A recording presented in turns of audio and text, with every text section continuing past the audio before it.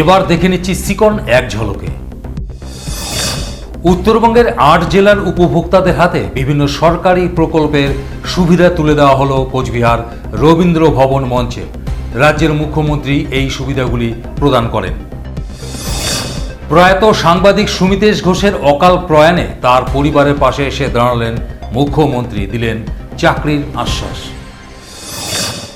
কোচবিহারে ফাঁসির ঘাট সেতুর দাবিতে সরব হলো আন্দোলনকারীরা। তারা রাজ্যের মুখ্যমন্ত্রী মমতা বন্দ্যোপাধ্যায়কে তাদের দাবি পেশ করতে চায়। মুখ্যমন্ত্রীর সফরকে ঘিরে কোচবিহার শহরে যান চলাচল নিয়ন্ত্রণ করা হয়। এতে ভোগান্তির শিকার হয় সাধারণ মানুষ।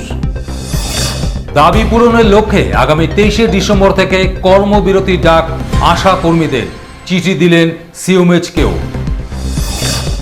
দুদিনের কোচবিহার সফরে এলেন রাজ্যের মুখ্যমন্ত্রী মমতা বন্দ্যোপাধ্যায়।